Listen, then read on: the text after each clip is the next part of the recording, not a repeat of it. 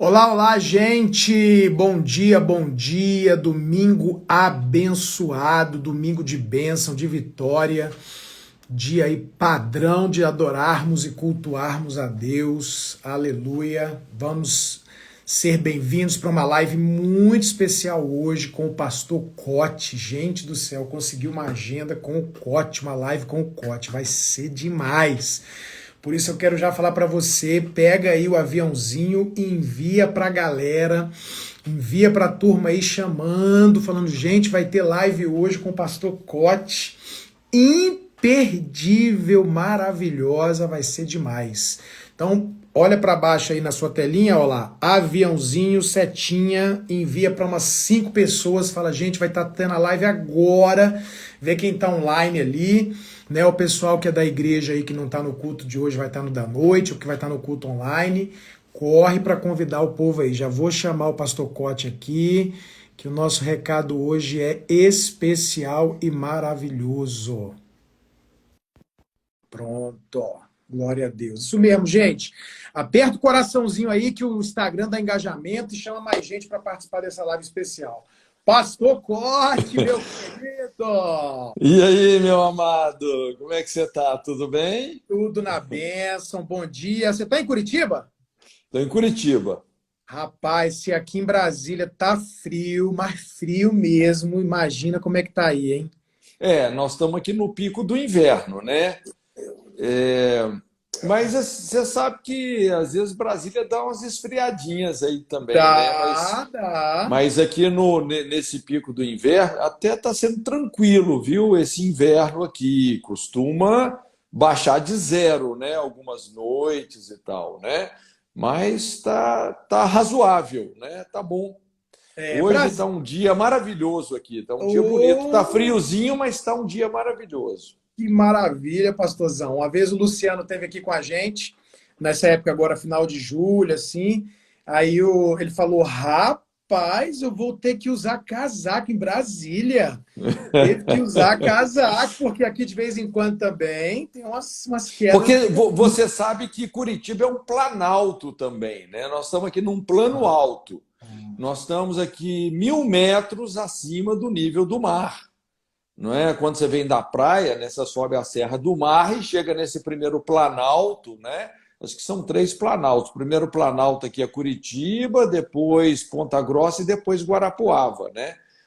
Então nós Ah, estamos aqui, nós estamos alto, né? por Então isso chega o que inverno, a gente sente realmente a temperatura cair.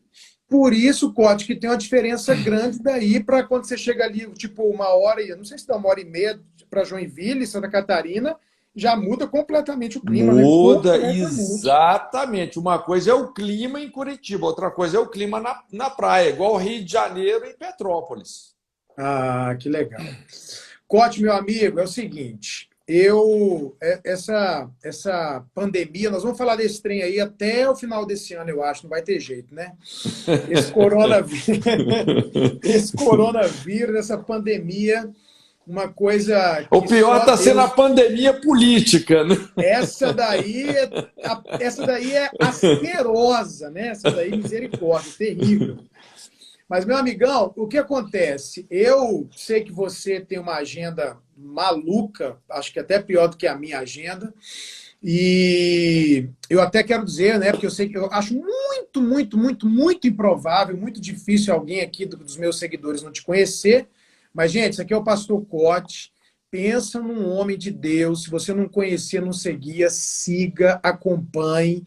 É um camarada inteligentíssimo, Cote. Você é um cara fora, acima da média, inteligência, cultura, a sua teologia é admirável, né? Também é uma situação hoje que, no meu modo de ver, é um pouco complicada. Você tem uma teologia saudável, você é um cara que prega, né? Você é líder da base da Jocum em Curitiba, prega pelo Brasil, ministra as igrejas, o pessoal que te acompanha, você não dá dor de cabeça para pastor de igreja local, né? As suas pregações, os seus livros não atrapalham o nosso trabalho. Graças a Deus, parabéns. Uma coisa que a gente preza muito no ministério, e isso de certa forma é um pouco comum também assim dentro da Jocum, A gente tem um ministério muito centralizado em princípios, né? A gente não fica enfatizando essa área especulativa da teologia, né? Porque os princípios eles são confiáveis, eles funcionam, né? E isso é o que você falou, isso acaba trazendo muito equilíbrio, né, para as abordagens que são Muito feitas, bom, né? muito bom, muito bom. Cote, isso é uma bênção. E o que acontece? Nessa pandemia aí, coisas horríveis, mas tudo coopera para o bem daqueles que amam a Deus, né? E o que acontece? Eu, Cote, estava com um monte de viagem marcada. Estados Unidos, Europa, Japão, e aqui no Brasil. Eu tinha todos os finais de semana. Se tinha um ou outro vazio, era Sim, raríssimo, até é, dezembro. E da pandemia de março para cá, o que restou desses tanto de viagens, que eu nem sei quantas eram, foram 5 ou 6. Tudo cancelado, tudo cancelado. é. Mas aí eu estava orando esses dias e eu recebi algo de Deus no meu coração muito forte, que o online é algo inevitável. Eu acho que a gente já sabia disso, a gente já sabia, a gente já estava Sim, caminhando para isso, mas pelo menos para mim teve um pum muito forte. Por quê? Porque eu parei para pensar, rapaz, antigamente a gente viajava muito porque a gente queria abençoar, servir, alcançar, e nós não tínhamos condição de entrar na televisão. Ou você ia para a televisão, ou você viajava demais. E a televisão era sim, pouca opção, um absurdo de caro. Mas hoje, com essa pandemia, eu fiz congresso para os Estados Unidos, aqui da sala da minha casa. Eu ministrei congresso para igrejas no Rio, São Paulo, um monte de lugar. Ministrei Zoom, ministrei, gente, muita coisa aqui. O mesmo conteúdo, a mesma coisa. E eu alcancei, inclusive no online, a gente está alcançando na igreja muito mais gente. E aí me veio uma coisa, Cote, que talvez você passe também. Eu sei que você tem um mapa de como alcançar, por exemplo, uma área muito forte aí da Jocum, dos seus trabalhos, né? Cura interior, a estrutura da família. Mas, por exemplo, eu fui até aí, né? Ministrar para vocês sim, num tempo aí. Mas você chega numa igreja e eu prego hoje 2, 3 mensagens. Cara, aquilo é um pedaço de um mapa para ter um casamento ou uma família de sucesso. Eu não consigo entregar tudo nem num congresso. Mesmo que eu fique o congresso inteiro, o encontro de casais inteiro, sim, eu vou falar de 2, 3, 4 temas e não vai dar toda a receita do bolo, né? sim, Ó, eu queria um bolo aqui, gente. Esse bolo é uma delícia. É um casamento feliz, é um casamento onde você tem amizade, companheirismo, é onde seus filhos têm sucesso, onde você vive uma felicidade. Mas eu chego na igreja e eu deixo para a pessoa 3 ingredientes. Para ano que vem voltar a deixar um, no outro ano voltar a deixar 2. Às vezes ela até perdeu, esqueceu o outro ingrediente. Rapaz, eu falei, rapaz, nós temos que entrar no online mesmo e levar isso. Por quê? Porque eu vejo 2 situações hoje. A primeira é gente que acha que o casamento não tem jeito, acha que o casamento não vai funcionar, não tem esperança. Talvez tenha gente aqui nessa situação, pastor, ó, eu já desisti, sei nem porque eu estou andando casado, indo empurrando com a barriga. Ou então, gente querendo um casamento perfeito. Gente achando que casamento feliz é casamento que não tem problema. Às vezes eles olham para sim. você, para o Cláudio Duarte, para o Josué Gonçalves e pensam, nossa, esse pessoal aí deve viver no céu, né? Todo mundo em casa com asinha, todo mundo, ninguém briga, todo mundo orando e jejuando o tempo inteiro e tal, tal, tal. E, cara, eu decidi começar um projeto chamado Casamento Inabalável, e eu coloquei esse nome Inabalável para falar de um casamento que passa, como fala Mateus, né? A casa firmada na rocha, na areia, passa pelas mesmas coisas. A única diferença não é o que se passa, é o resultado. Porque uma desmorona e a outra permanece. Então vou fazer agora em outubro 27 anos de casado. Você tem quantos anos, pode, casado? Nós casamos em fevereiro de 1986, né? Acho que nós estamos com 33 anos, eu acho, 34 Olha, anos. tá vendo? Quer dizer, 34 anos de casado. olha Mas, só, sabe, pastor, uma coisa muito interessante, assim, e que eu acho que a gente precisa, assim, de conscientizar, principalmente essa geração, é que eu costumo dizer, o casamento, ele não é, essencialmente, ele não é para você ser feliz, ele é para te santificar. ó, Ele é esse marco aí da emancipação, né, no sentido de produzir maturidade, não é? Então, assim, o casamento, quando você se casa com uma pessoa, quer dizer, você vai ter que aprender a conviver com uma pessoa que tem uma natureza totalmente diferente da sua, porque a natureza do homem e da mulher são muito diferentes, né? Então você tem muito. que aprender a conviver com uma pessoa que tem uma natureza, que tem muitas vezes até um quadro de valores, né, e de prioridades bem diferente do seu, e isso numa aliança até que a morte te separe. Quer dizer, eu costumo dizer, né, parafraseando, é o grito de interdependência e morte, não é? Então, quando você casa, você entra realmente aí num desafio enorme, não é? E quando a gente começa a superar, vamos dizer assim, a superar as nossas fragilidades, os nossos traumas, aquilo que nos impede de conviver com uma pessoa que é diferente da gente, rapaz, isso é muito poderoso. Aí, como redundância, vem a felicidade, né? Exatamente.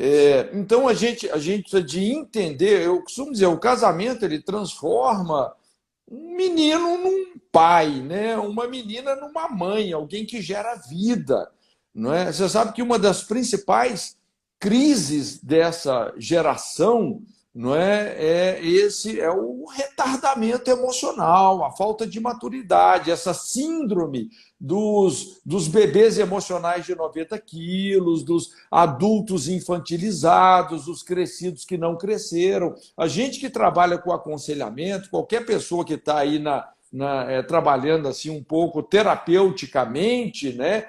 A gente percebe que uma das principais crises hoje é a crise da maturidade.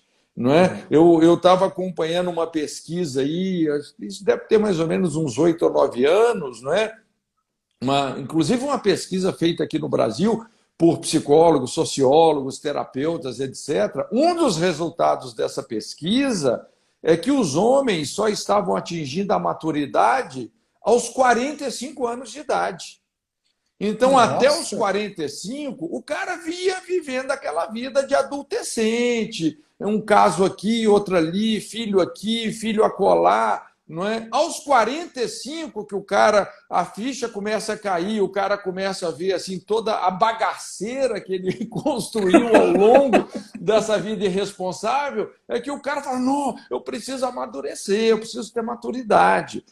E isso não é diferente em países do primeiro mundo, não é? Eu acompanhei já pesquisas, por exemplo, na Europa, que os homens só estão atingindo a maturidade aos 54.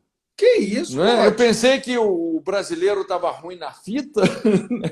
Mas tem lugar que está muito pior do que a gente. Porque, principalmente assim, alguns países de primeiro mundo, que o cara, assim, o que acontece, né? Ao invés de se casar, você sabe que o principal mecanismo para produzir maturidade é o casamento. Olha aí. Rapaz, quando a gente fala sobre emancipação, por isso eu sempre digo assim, todo processo de maturidade que não conduz a uma emancipação, ele tem a tendência de adoecer, né? Vem aquela codependência. Então, a essência do casamento é isso, é você deixar pai e mãe. É daí que nasce a família, né? Quando um homem, uma mulher devidamente emancipados, né? Deixando pai e mãe, porque você não pode deixar pai e mãe de qualquer maneira, você tem que deixar pai e mãe de uma maneira honrosa, né? Porque isso, vamos dizer assim, é o fundamento da bênção de Deus. Honra o seu pai e a sua mãe para que te vás bem, prolongues os teus dias na face da terra que o Senhor teu Deus te dá. Então, isso é o conceito bíblico do casamento, não é? É você ter uma emancipação emocional, espiritual, moral, financeira, né? Deixando pai e mãe em honra e entrando numa aliança até que a morte te separe, não é, com o seu cônjuge.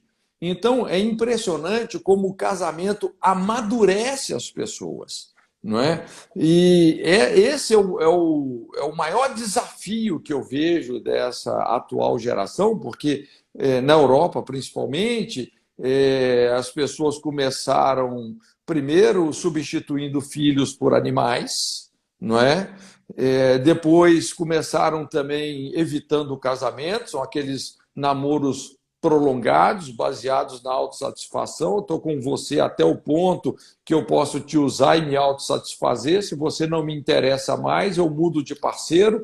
Então fica aqui 2, 3, 4 anos com uma pessoa, depois mais 2 anos com outra, até que chega numa certa idade. Isso que eu estou te falando aqui, isso é constatação científica. Eu vi um consultor explanando exatamente isso, né? Quando chega lá perto dos 35, 40 anos de idade, o que acontece? Essas pessoas querem de fato casar, porque ninguém quer ter uma velhice solitária. Você sabe que o maior índice de depressão e suicídio são homens solteiros depois dos 50 anos de idade.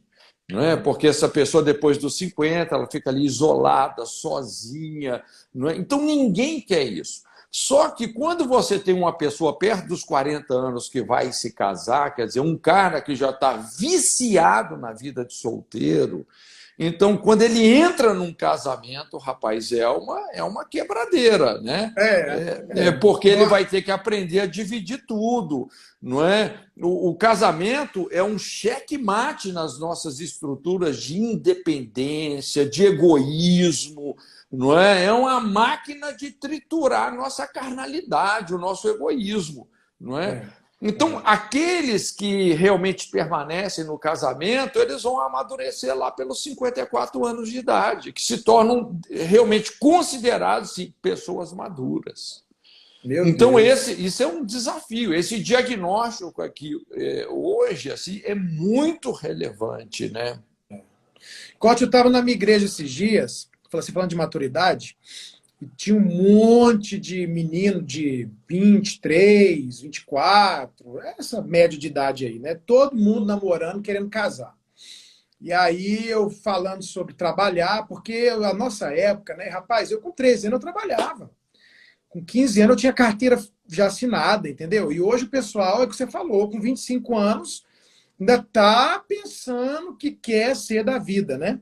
E aí eu cheguei e falei, gente, quem quer casar aqui? Aí um monte de gente levantou a mão, né? Falei, quem tá namorando, quem tá noivo, um monte de gente. Aí eu peguei e falei assim, eu quero que levante a mão quem souber responder essa pergunta, e é sério. E aí eu perguntei, quem aqui sabe quanto custa um saco de arroz? Cote, ninguém.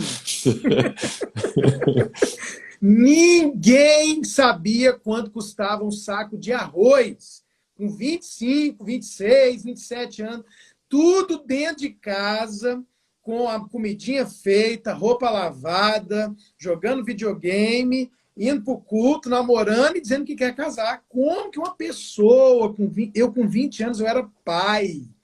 Com 20 anos de idade, eu era pai, meu Deus do céu. Tem um apóstolo aqui colocando iFood. O povo acha que vai casar e vai antes de Deus dar uma mulher para o homem, ele deu um trabalho, né?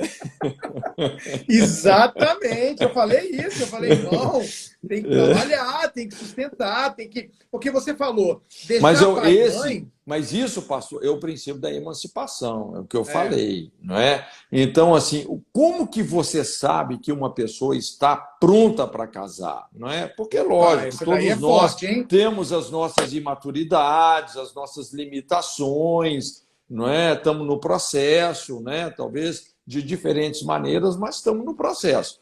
Então, como é que você sabe que uma pessoa está pronta para casar? Pela emancipação, quando ela pode se emancipar emocionalmente e principalmente financeiramente. Financeiramente. Né? Então, assim, Não é que os nossos pais não possam nos ajudar, eles podem nos ajudar, os nossos pais são os principais canais que Deus usa para nos abençoar. Agora, você não pode mais depender de pai e mãe. Você tem que deixar pai e mãe. Quando eu falo, tem uma mensagem, né, que eu gosto muito, que eu falo sobre as 4 leis que determinam um casamento bem-sucedido. A primeira lei é essa, é a lei da emancipação. Não é? Então você tem que poder se bancar. Você não pode ter uma crise, uma briga lá com o seu cônjuge e correr para o colo da mãe. Não, você tem que se bancar emocionalmente, você tem que se bancar moralmente, você tem que se bancar financeiramente. O que vier de ajuda além disso é bem-vindo, glória a Deus. Não é? Mas a pessoa que não pode, que não está pronta para uma emancipação, ela não está preparada para casar. Não é? Eu me lembro, o meu filho, quando ele estava no meio da faculdade, né? Aí ele queria se casar e tal, né? Conhecer uma moça, que inclusive hoje é a esposa dele, né? A Tissan. E então ele falou: pai, quero casar e tal, mas eu consciente, eu falei: Gabriel, olha, eu poderia até te bancar, não teria problema, mas isso não vai ser bom para você. Então expliquei, falei: olha, você precisa poder se sustentar, né? Tive uma conversa bem bacana com ele, ele entendeu, aí terminou o curso dele, né? Conseguiu um bom emprego na época na Furukawa, né? Uma empresa japonesa aqui em Curitiba, e aí ele veio me falar: olha, pai, agora estou trabalhando, agora estou pensando em me casar, quero fazer uma viagem lá para o Japão e para a Coreia. Quando ele falou viagem para o Japão e para a Coreia, eu já sabia onde é que ele queria chegar. Né? E realmente, aí a coisa fluiu, né? Aí a coisa deu certo. Não é? Então, assim, a gente não pode super proteger os nossos filhos, porque às vezes você pensa que você está ajudando e você está ancorando ele na imaturidade. Agora, Cote, por exemplo, você é um homem de Deus, um cara com um casamento maravilhoso. Você falou uma coisa aí, né, interessante, porque você e a Raquel são muito diferentes, né? Muito. Sim. A diferença de vocês vai além de homem e mulher, que já é chocante. Porque o cara pode ser sanguíneo, a mulher pode ser sanguínea, eles podem ter a mesma cultura, tudo igual. Só de ser homem e mulher já são completamente diferentes. E meu casamento e o seu casamento também, a gente, além disso, é não só homem e mulher diferente, mas temperamento, cultura. Eu aqui em casa, a Maírla, eu sou o fogo, ela é a água, vocês são muito diferentes. Agora, você é um homem de Deus, você é um cara que ensina de família, muito top seu material, você tem o conhecimento e o princípio bíblico, tem 34 anos de casado, então você tem isso aqui, gente, é para mostrar para vocês que é possível. Não é fácil, mas é possível, né? Dá para viver, dá para ter um casamento, como você falou. Eu falo a mesma coisa. Eu chego para os jovens e falo: meu filho, você quer ser feliz? Quero. Não case. Então não case. Se você quer casar, você tem que casar com entendimento que você vai crescer, vai ser triturador e é para fazer alguém feliz. Então, quando você casa, agora você falou, o resultado da maturidade, o resultado dessa troca de experiências, de temperamento e tal, traz a felicidade, leva você a entender que não é algo perfeito, mas é algo bom. Como você falou, a maioria dos homens que está se suicidando aí e depressão não são os que estão casados aos 50 anos de idade, aos 60 anos, são os solteiros. Então, o meu objetivo é o quê? Mostrar para esse pessoal, primeiro, para quem está em crise, segundo, para essa turma que tem 1 ano, 5 anos. Já teve gente botando aqui: pastor, eu preciso de ajuda. Pastor, meu casamento não está legal. Pastor, você pode me ajudar? A gente pode ajudar. Nosso ministério é para isso. O nosso ministério se chama Família de Sucesso. O nosso chamado, o nosso encargo é abençoar casais e família. Então, por exemplo, você, mesmo com conhecimento bíblico, princípios, ensinando, seu casamento é perfeito, Cote? Ou você de vez em quando tem alguma coisa aí que a coisa fala: pastor do céu? Porque eu aqui, meu irmão, quando começou a quarentena aqui, vou te falar uma coisa, Cote, os primeiros 12 dias, a gente ficou mesmo dentro de casa, sabe? Depois a gente meio que se libertou dessa coisa política e tal, e foi ver a vida normal. Mas por causa dos meus 2 filhos, um tem uma coisinha no coração e o outro teve asma, bronquite, eu fiquei um pouco com medo por causa desses 2. E ficamos mais trancados em casa. E também, meu irmão, live, reunião, e Zoom, e compra pedestal, e muda a internet, essa loucura que foi. Cara, os 7 primeiros dias aqui em casa, Cote, mas a gente teve briga. Teve briga. Eu falei, meu Deus do céu, tinha muitos anos que a gente não brigava desse tanto. E o pau quebrou aqui, meu irmão. Teve uma hora que eu sentei e falei, gente, vamos sentar aqui, vamos organizar isso, porque senão a gente vai ter que parar o Ministério Família de Sucesso.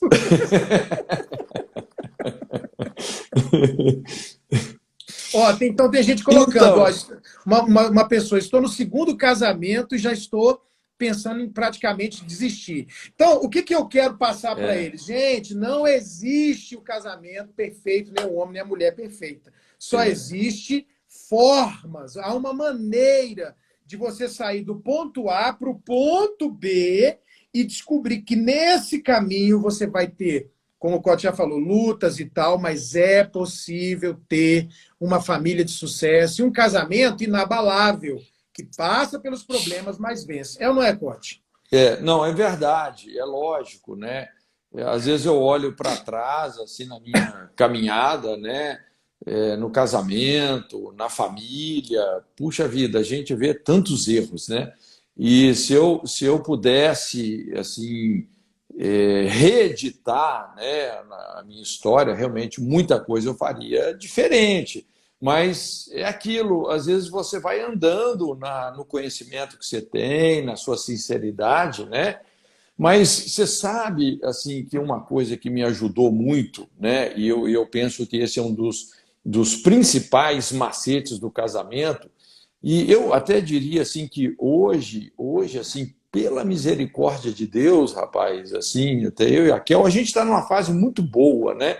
Porque assim, muita gente falava essa coisa do ninho vazio, né? Porque os nossos filhos já estão tudo criado, tudo emancipado, tudo liberado, né? Inclusive meu filho agora está indo hoje ele tá de mudança para a Coreia do Sul, né? Então o pessoal, quando o ninho fica vazio, vem essa crise. E para a gente, rapaz, tem sido assim uma benção. Eu não sei se é também porque nós criamos, assim, crescemos, né, no contexto de uma organização missionária.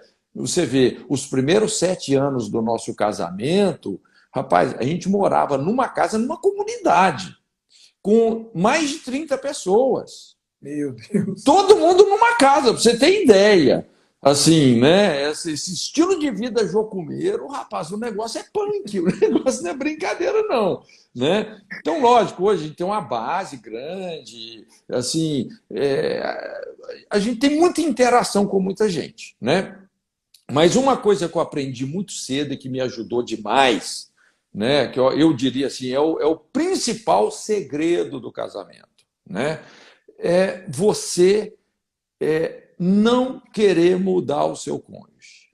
É você aceitar o seu cônjuge do jeito que ele é. Não é? Porque, às vezes, o que gera muita briga? Inclusive, a gente, como um intermediador de conflitos, porque no Ministério Pastoral, no Ministério de Aconselhamento, né, você vai aconselhar um casal, não é? Invariavelmente é isso. Você ouve um, ouve o outro. Então, vamos dizer assim, colocando a expectativa da melhora quando o outro mudar.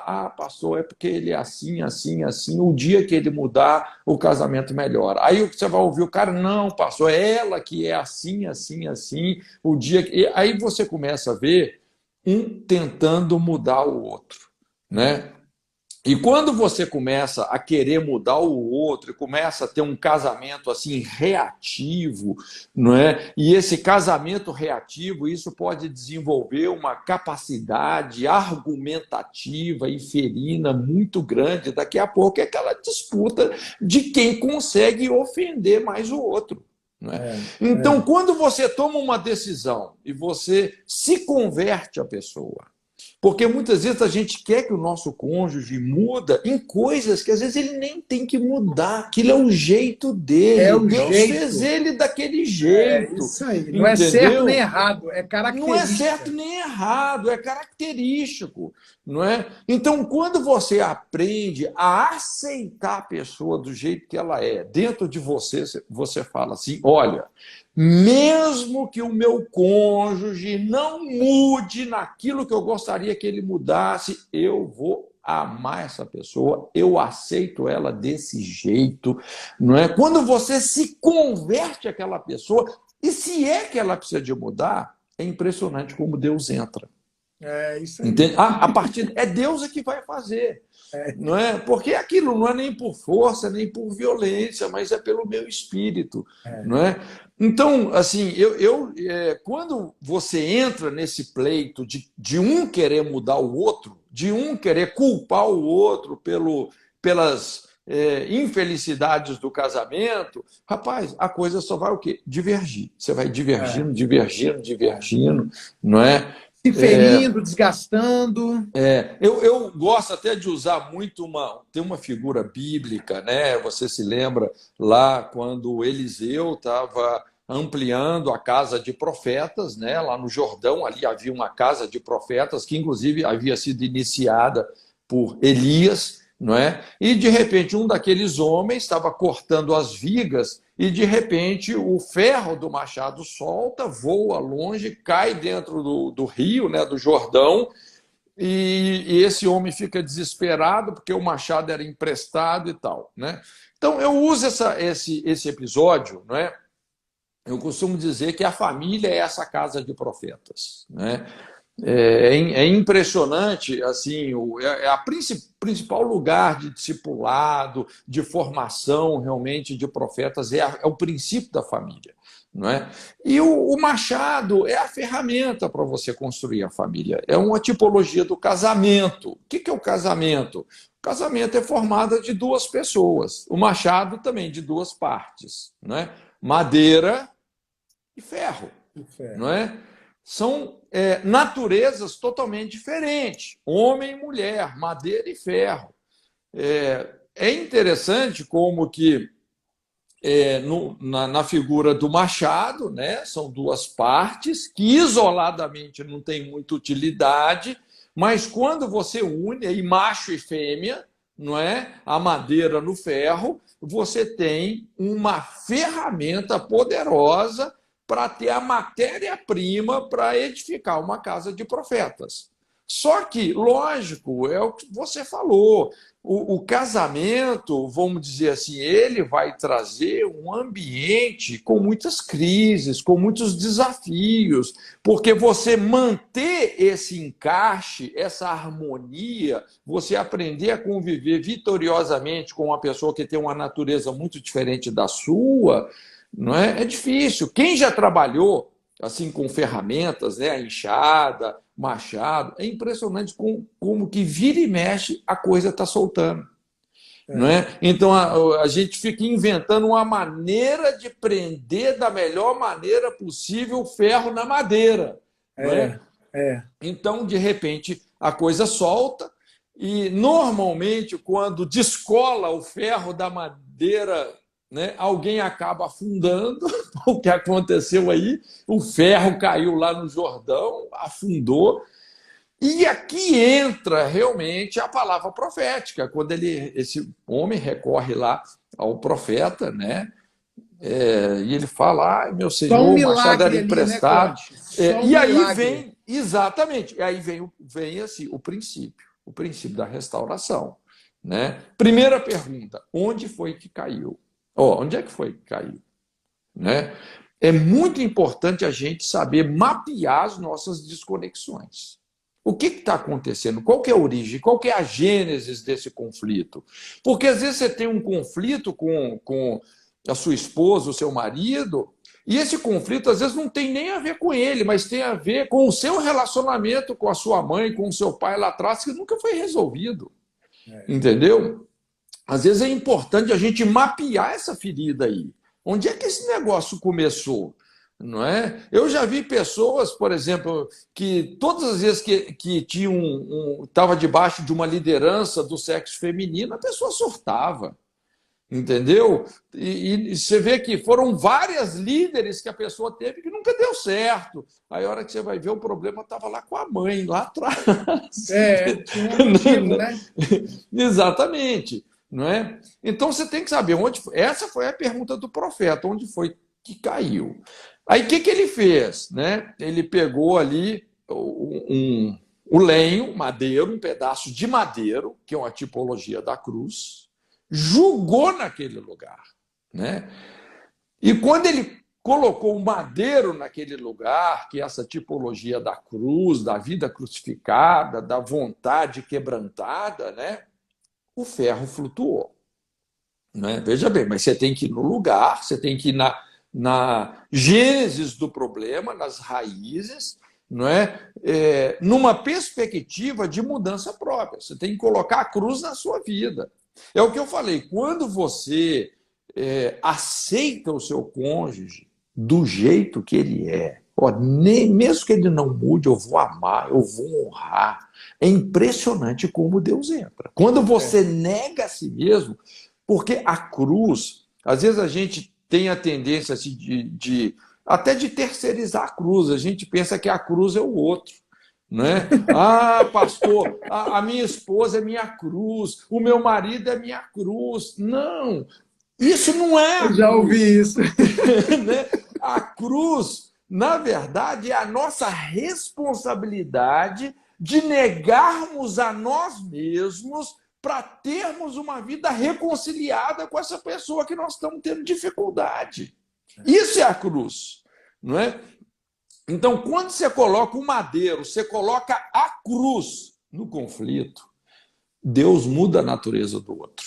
Olha que entende? coisa. Deus começa. É da natureza do ferro flutuar? Não, é da natureza do ferro afundar. Mas quando você nega a si mesmo para honrar uma aliança, Deus vai fazer outra pessoa flutuar. Olha. E as coisas se reconectam aí. Né? Esse é o princípio mais chave para um casamento dar certo, rapaz. Ó, a sua esposa aí, ó. Eu não sou a cruz, eu sou a crise. Desse jeito. Aí, ó. Deus te abençoe, Raquel.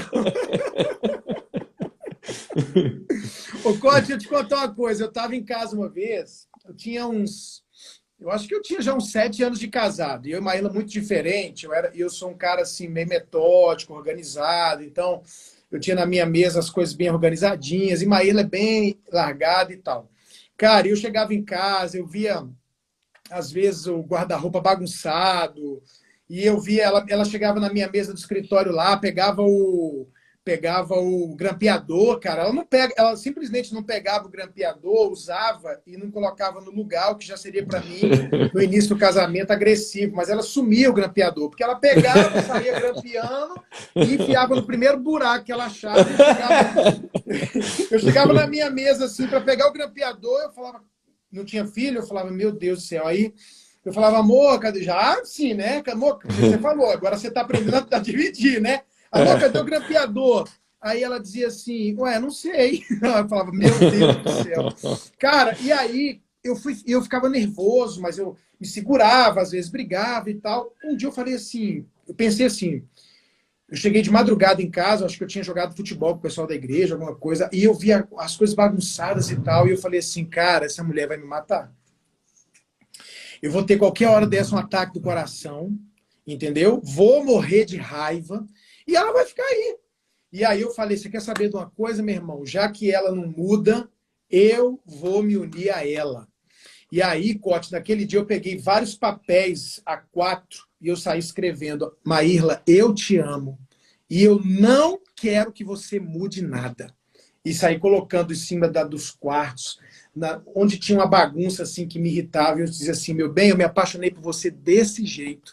Aí hoje a salvação entrou nessa casa. Rapaz, né? No outro dia, quando ela acordou, como eu fui dormir de madrugada, ela foi dormir mais cedo, ela viu aquilo, e eu decidi mesmo, Cote, Eu não sei se foi o milagre de Deus, que eu creio que foi, ou se foi aquela coisa tipo, você não quer que eu mude? Agora eu vou mudar. A mulher ficou organizada,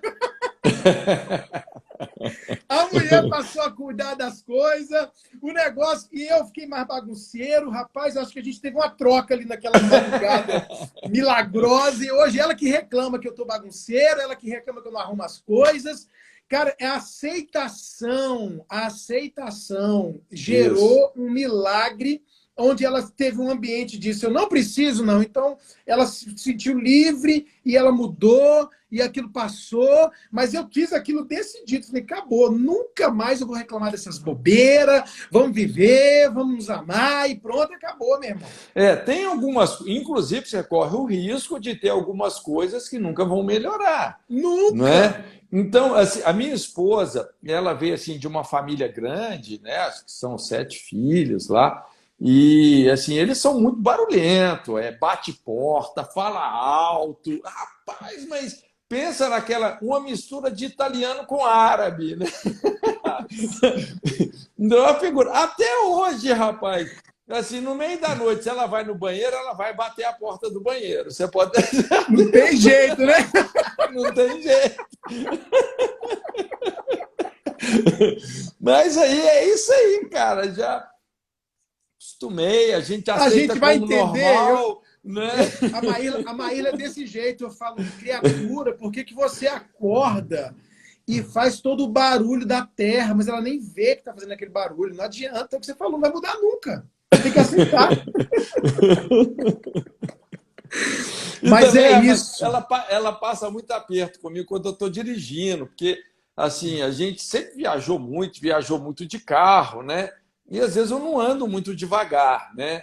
Assim, eu vou andando segundo a estrada, né? Mas então, rapaz, Eu também piso. é só sair de carro, rapaz, o GPS liga.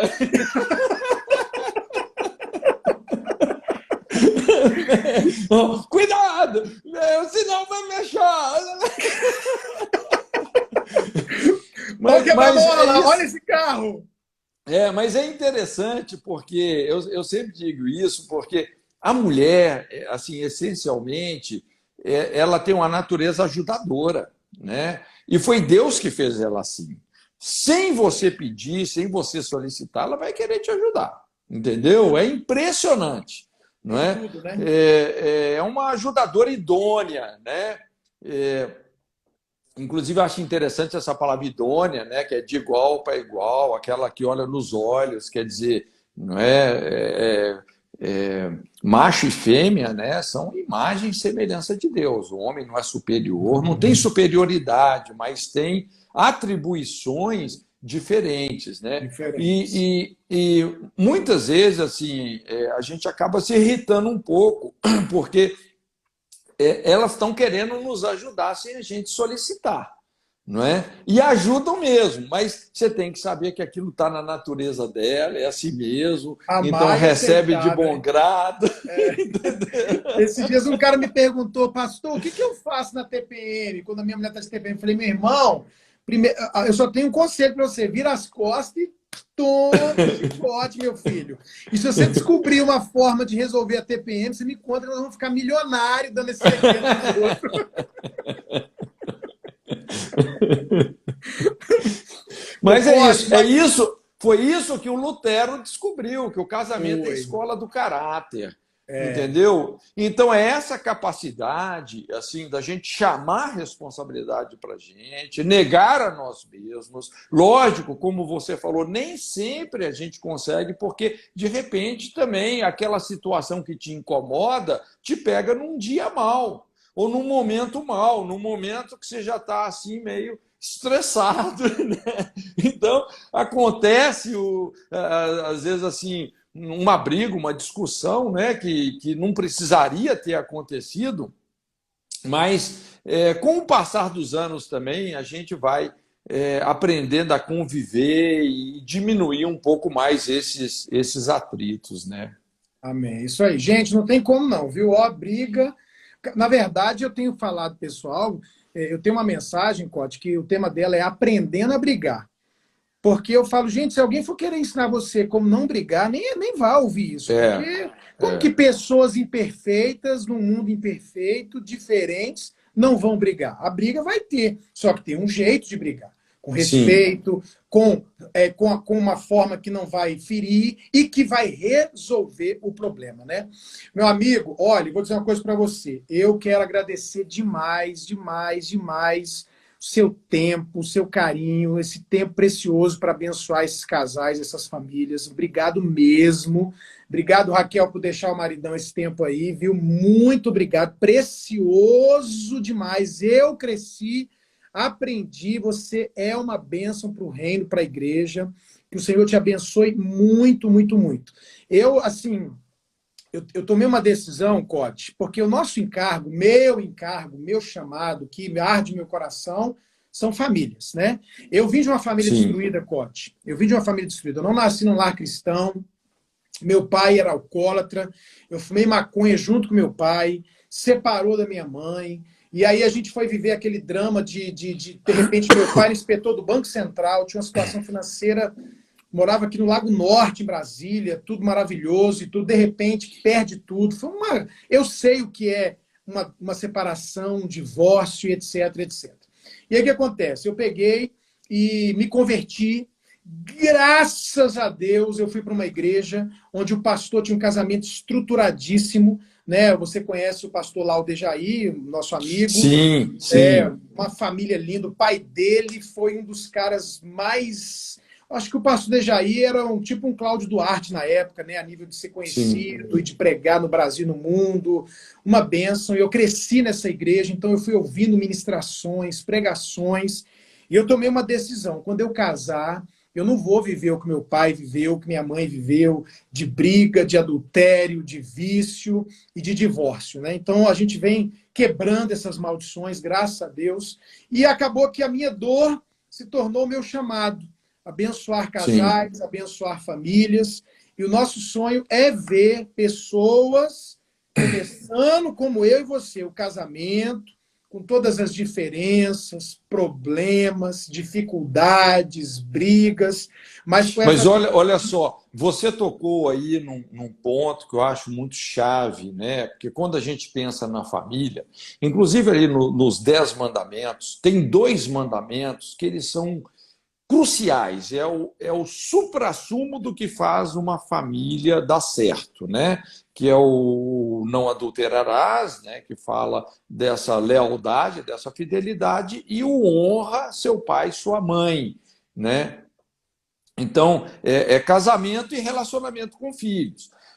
Essa é a grande chave aí para a gente vencer os pecados que os nossos pais não venceram, é perdoar. A gente tem que saber perdoar. Né? Me preocupa muito hoje, a gente vê, inclusive, vários movimentos que têm origem até no marxismo, não é? No sentido de dividir a sociedade sob várias perspectivas, né? Pai contra filho. O movimento feminista, por exemplo, tem muito a ver com isso, é uma rebelião contra pais, não é? Também o proletariado, homem contra mulher, mulher contra homem, não é? E a gente vê esse negócio aí do Black Lives Matter, né? Que julgando brancos contra negros. E veja bem, assim, quando você fica assim reacendendo esses conflitos ou realimentando a amargura, você faz o problema ecoar. Não é? Você não vai resolver isso nunca. Não é? Você só está ferindo aquilo que já está ferido, você só está piorando o que está ruim. O que resolve tudo é o perdão. Não é? Eu só posso vencer os pecados que os meus pais não venceram como perdoando, honrando, não é? Abençoando a vida deles. Então, isso é chave. E você sabe, inclusive eu comentei isso um pouquinho antes, né? Você sabe que aí é que muitos casamentos começam a dar errado, porque às vezes a pessoa vem de uma atitude já de rebelião em relação aos pais, né? Porque, como você falou, todos os pais têm falhas, não existe pai perfeito, não existe casamento perfeito, a gente comete erros, não é? Mas quando nós não temos esse coração quebrantado de falar, olha, eu perdoo os meus pais, eu vou respeitá-los incondicionalmente, mesmo que eles não se convertam, mudem, eu quero abençoar e honrar os meus pais. Quando nós fazemos isso, aí nós vamos ter uma graça sobrenatural de Deus realmente para escrever uma história diferente da história deles, né? Amém. Esse é um ponto assim muito chave nos dias de hoje. Eu, na minha opinião, assim, uma das mensagens que essa geração mais precisa é essa mensagem, né? Pais se convertendo aos filhos, filhos se convertendo aos pais. E talvez esse é o ponto onde, nessa guerra cultural, né, a própria dinâmica do marxismo cultural, na verdade, mais enfatiza, não é? Julgar pais contra filhos, filhos contra pais, né? Essa é a principal maneira de você destruir a família. E destruindo a família, rapaz, eu vou te falar, a tendência da sociedade é colapsar, né? Por isso que quando a gente estuda, principalmente numa perspectiva da história bíblica, a gente vê, né, nações que nasceram, nações que morreram. O que faz uma nação morrer? Não é? Porque a nação, na verdade, ela é o desenvolvimento ao longo das gerações de uma família, né? Que se tornou uma dinastia e que se tornou uma nação. Então, é assim que muitos povos têm sido destruídos. É verdade. Meu Deus, tremendo. É isso mesmo. Você vê, eu tive toda essa situação, graças a Deus, tive ministrações como essa que você está dando aqui, consegui perdoar meus pais conseguiram se perdoar, e eu fui o primeiro a me entregar para Jesus, depois alcancei minha irmã, Deus me usou para alcançar minha mãe, e por último, meu pai se converteu também. Temos alcançado nossa família toda, depois a geração, né, meus avós. Então, assim, a gente foi ganhando pessoal para Jesus, Deus foi mudando a história, foi trazendo perdão. A história de perdão dos meus pais foi muito forte, muito linda. E aí a gente começou esse trabalho com família. E a gente preparou, Cote, então, um projeto chamado Casamento Inabalável, entendeu?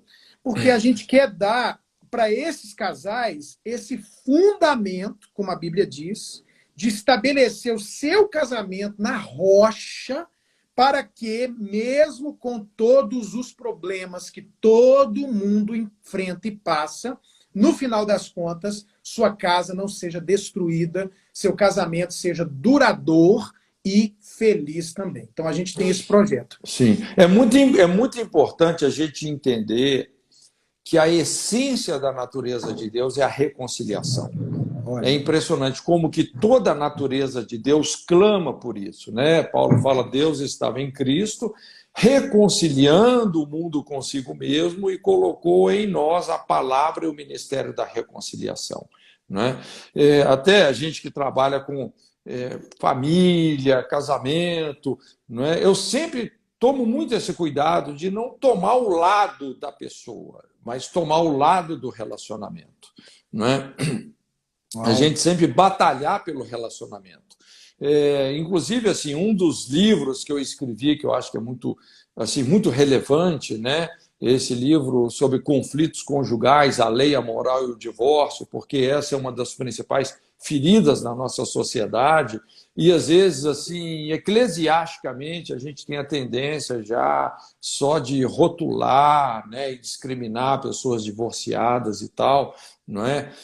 Lógico, o divórcio é uma coisa triste para todo mundo perde com isso, mas é impressionante como existem muitos caminhos aí de restauração, não é? Um casamento está sujeito a problemas, conflitos, mas está sujeito a feridas que podem até se tornar mortais, como um adultério, né? Que infelizmente hoje isso se tornou assim muito comum, né, na sociedade. Mas é impressionante como que, apesar, inclusive, de ter acontecido um adultério, como esse casamento ainda pode ser restaurado, não é? Algumas pessoas até pegam lá aquela premissa de Jesus, né, quando ele fala a não ser por adultério, ligando ao divórcio, apesar que a palavra ali não é bem adultério, é porneia, não é? Que na verdade é uma conjuntura que tem que ser analisada sacerdotalmente, com muito cuidado, né? Mas é impressionante, principalmente na IFOL, né, nesse curso que a gente tem aqui para líderes, pastores, pode vir qualquer pessoa, na verdade, né? Mas é um material muito direcionado também para a ferramentalização de líderes. Rapaz, mas são centenas de experiências que a gente tem tido, né, de reconciliações, que é uma reconciliação traumática, né? Quando você está lidando com uma história de adultério, a confissão de um adultério, isso sangra, isso é traumático. Mas como que esses casamentos, mesmo apesar disso, depois se tornam melhores do que tinham sido antes de acontecer o adultério? É impressionante como Deus é um Deus de restauração. É isso aí. A glória da segunda casa é melhor do que a primeira. É isso aí. Tem cura, tem restauração. Eu já vi gente que já tinha se divorciado, Pote, casou de novo. Coisa linda, né? Lindo. Já tinha divorciado, já estava... E Deus entrou e voltou e casou novamente. Teve que casar de novo, porque já tinha... Mas você vê, é isso que a Bíblia fala. Deus, ele habita com o quebrantado de coração e o contrito de espírito. Rapaz, assim, não é que Deus visita, ele habita. Por mais que uma pessoa errou, fez burradas, fez besteiras, mas quando essa pessoa se quebranta, cara, rapaz, o coração de Deus se derrete. Né? Aí Deus começa a reverter esses quadros. Cara, é lindo, porque a essência realmente assim do que faz a humanidade funcionar é o coração quebrantado. Não é? É lógico que muitas vezes a gente precisa de ser firme quando a gente está lidando com o pecado, né? Tem aqueles momentos difíceis do relacionamento que a gente precisa de ter uma palavra mais querigmática, profética, porque não adianta você ficar perfumando o lixo. Né? O pecado é pecado, não adianta a gente, né, querer dizer pecado é só uma fraquezazinha. Não, é destrutivo, é altamente destrutivo. Né? Mas por isso que Deus chama todos os homens a uma vida de quebrantamento, de arrependimento. E isso é a essência realmente do que faz a humanidade funcionar. Né? Deus ama o coração quebrantado. Né? Então, não importa qual é o quadro que um casamento esteja,